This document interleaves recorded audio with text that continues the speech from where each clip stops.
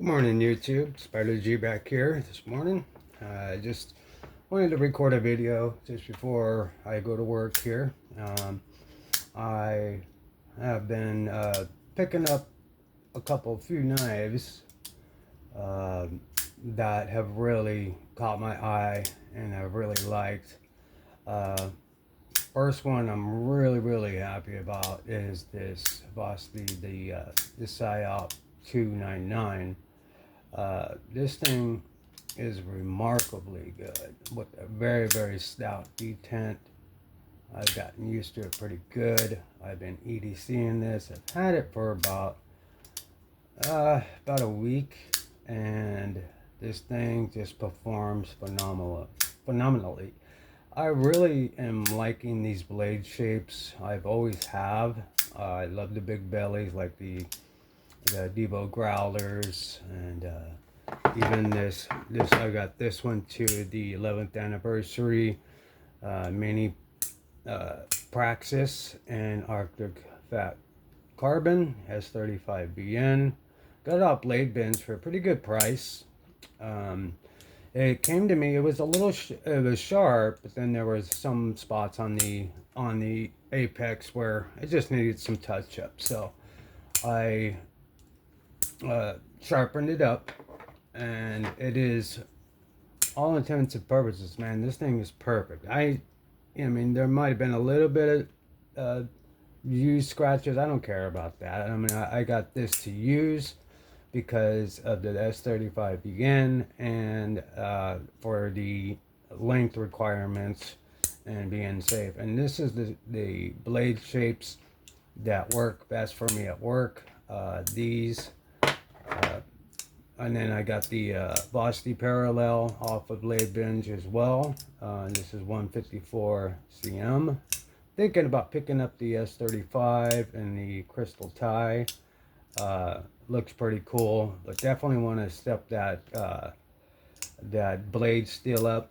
I really like S35N. This is S35 154. This is S35 yen, S35 yen, 154, and they're great knives. I have another one coming. I got the porcupine coming in, and I'm trying to debate on which one. I want to get the Martin, but I also like the Wombat. But I don't like the Wombats, or just to me, the clip point or the buoy style, whatever, and their drop point is more of a bowed out, or just kind of like a flared out one like this, which is fine, but it's even more like not as pokey. But in any case, it's the Martin has more of the classic drop point that I like, and they come in a few different configurations. There's the one that has the fat carbon on it, which looks nice. Then they have the regular black twilled carbon. That's just a little over 100. I really like that one. Or was that the sign? But either way, the Arctic, not Arctic, the fat carbon, the regular carbon, and then they have the milled aluminum versions. Now, I saw one on Blade Binge. It was about $20 less than you see online. And I think I may go with that one. Definitely the porcupine is on its way. But that blade shape is what I like. So from everything I've heard about it, I did take my time and kind of mull it over on which ones, because I've been buying nothing but sharpening stuff. This was the latest one I got off Amazon. I almost returned it. I had it packaged up, but just because when I was trying to sharpen, this wasn't staying in place. But I figured out a way to where it does stay. And I think it was just me just being a dummy and not giving it a chance. It just felt flimsy, but after sharpening this particular knife, which is the mini Kaiser Veritas. Oh,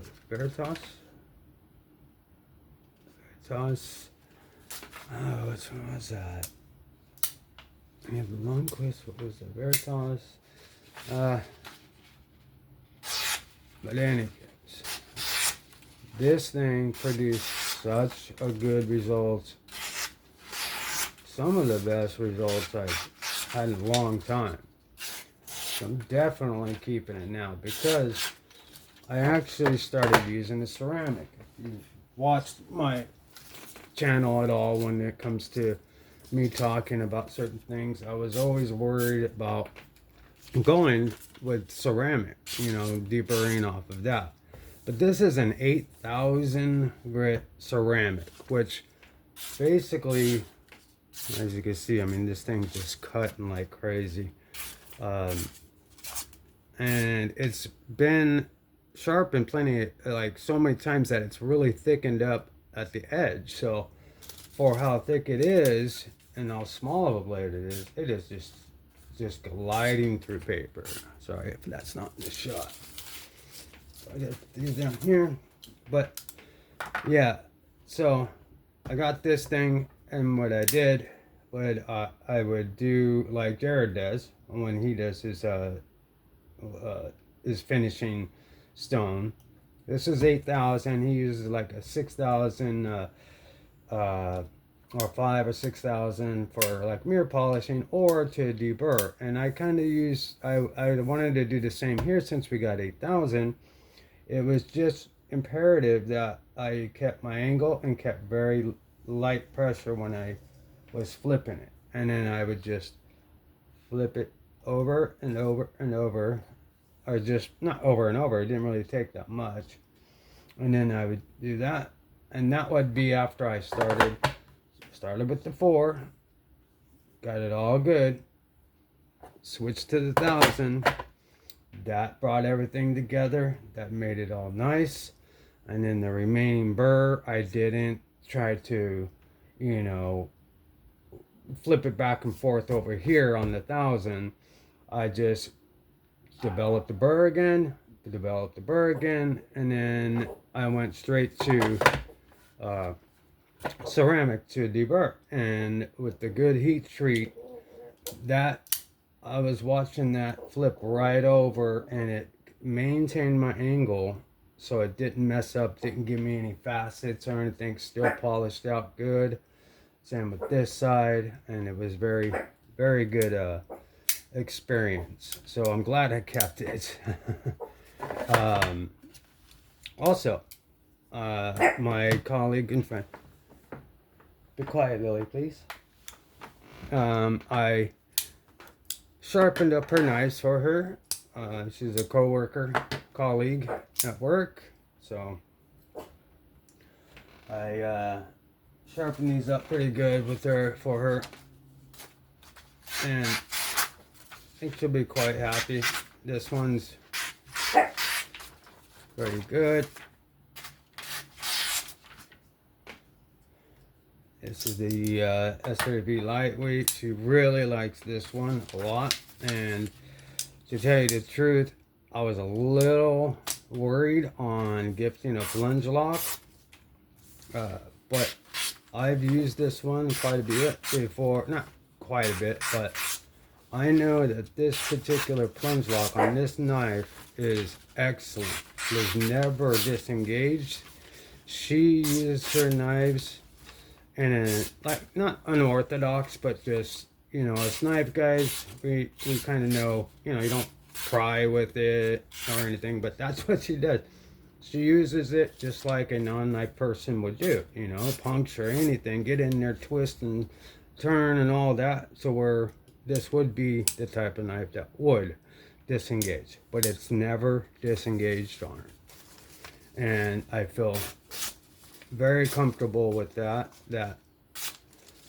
she's able, I mean, if you could see, let me see if I can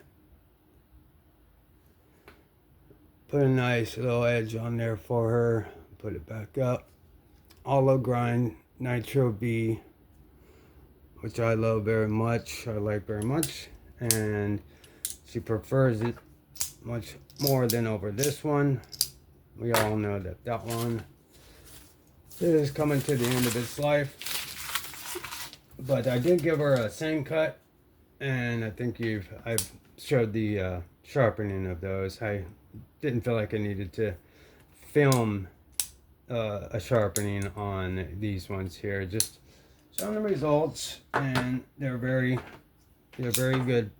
And what I did with this one is I laid it back because it was at like factory angle, so I wanted her to have some stability or some retention there. But now we're going for sliciness, so I laid it back so she could get some good slice. This is like her puncture one and her fidget one. This is a very old one here, but this Elementum 2, I need to pick up a new one because I love the Elementums. As you can see, I've got the Warncliffe version in Nitro V. This is the S35VN version, modded with the Frag titanium scales. And of course I got the D2 version, and I also have the very mini that's on my keychain. So I like the Praxis, that's an old favorite evergreen, along with the Elementum. But yeah, so I definitely want to get a new one that's satin, and I could get some pretty good scales, something more along the lines of this, you know, get a titanium scales for everything, or fat carbon or something. But these are to be returned and be happy. This one I did put a nice edge on this one using the Sharpall 220 and the 600. So I just used the 600 on it, and it came out good, but I think I could get it better if I use this and just use the 400, the 1000, and then deburr with the ceramic.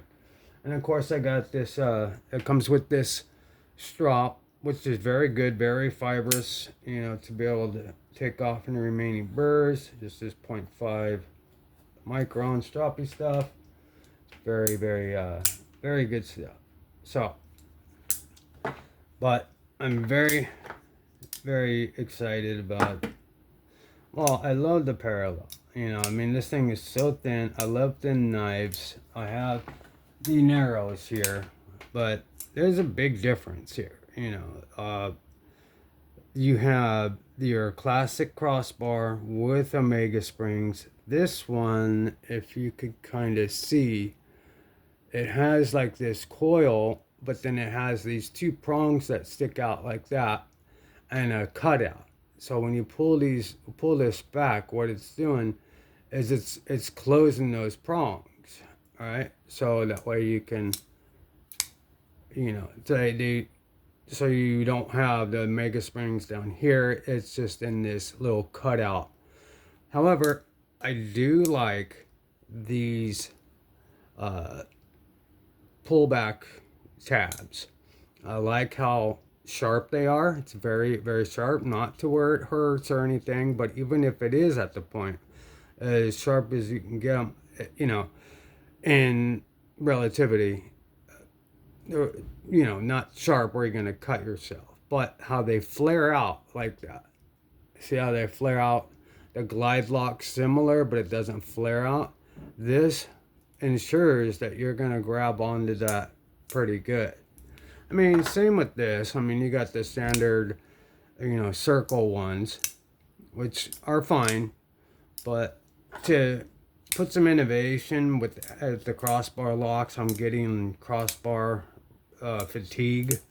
But if we switch up the way you disengage and engage them, I'm liking the glide lock because it's a it's a rectangular type of pullback. But if they do these flared butterfly type of pullbacks, these these disengagement things, I forget what you call it, just a crossbar, whatever. It's easy, no big deal. But when you go to middle finger flick, sometimes these can get in the way. Especially on a thin knife, but even on a thick knife, if you go to do it, you could actually, if you're right-handed, even if you're left-handed, could hinder, depending on the floppiness of the crossbar. It would be not a really enjoyable deployment. But this has the closest thing to a detent, which I liked. And this one did too. It's just obviously the price. This was gifted, so it's like I'm not going to whine about it. But it is still just a little too large for me to comfortably take to work. It's M390. But it's I can't really choke up without worrying about going up there. It's okay, but not for the price. I mean, I would maybe $150. M390. I don't know. Maybe closing in on 2 is what I think that would be going for. But that being said, this basically blows that out of the water. Now I do want to get the S35BN version and the crystal tie. But this is the guy. This is the star of the show. This guy right here. And I could front flip it. This has a very stout detent. And being able to front flip, I could do the growlers, the mini growlers like that. There's the mini growlers here. But as soon as your hands get sweaty, it becomes hard.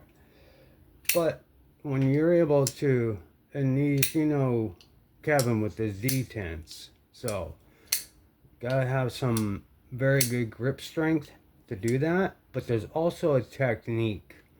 You just want to kind of grab with the meat of your thumb, and the first few times it's going to hurt until you kind of get that sweet spot where you could just easily flick this knife open. But like I said, as soon as your hands start to get sticky or sweaty, don't even try. You're going to hurt yourself. But it's not meant to be front flipped, but I always look at knives like this, like the Growler. I could also do the Growler V2, not the V1 because it doesn't have any jimping. It has to have some sort of jimping. So this front flip all day. This one has even more of a stout detent. But again, it's technique. Now, I can't be doing, over the top or side finger. The only way I could do it is I sort of get into a pocket, get into one of the, and this is the stonewash version, so it's not as sharp from what I understand. The sharper the jumping, the easier it is, but again, it's still technique. Let me just wipe off my hands. Again, it's just something that you do all in one fluid motion. You grab it, you kind of get your thumb into one of the grooves before you flick, and then it'll get in the way because it's not supposed to. But what you're doing is you're grabbing on with your skin, and then you're just kind of flicking it and not rolling it back. My hands are getting sweaty. Yeah, so I mean, it will start to hurt after a while, but I got calluses and all that. So, and my hands usually run pretty dry. So right now, you saw it in the beginning, but as your hands start to get sweaty, it's harder. But all I'm doing is kind of going bam, like that. I'm just flicking it open. I'm not doing this, like rolling it over, like you would on like a this. I'm not doing this type of thing. I'm grabbing it just like I would do with any, but since it's not built for front flip, you technique it, and then you could also learn on actual front flippers different ways by just, you don't need to have your thumb to come all the way over, right? So you could just flick it open and not follow it all the way over, you know. I feel like you deploy it just like you would with a thumb flick or a spidey flick or, you know, what have you. But this is the same type of way where you do that, and then you'll end up, I can't do it right now, I've been not, but, and then that'll make you very, very good, because you'll gather the technique and the way how to properly disengage, or, you know, a front flipper. Love front flippers. There's another one. Very easy. And again, it's the same way. Just, that's how you would, if you're not very good at front flipping, try getting it from the side like this, and bam. So anyway, this is the dark version of this Ultrex, my micarta. It feels real good. Titanium backspacer, lefty friendly. This stop pin and mechanism of the top liner lock. I mean, that liner is more like a frame lock. It's so sturdy. No up and down, no side to side. Very detent heavy. Bam. And then when you can hear it when it locks up, bam. I don't know if it comes across, but it's like very loud. So let me see if I can do one more time for it. Well, in this. There we go. See, when I rush, I'm not getting that sweet spot. Sweet spot on my thumb where I don't hurt myself trying to do it.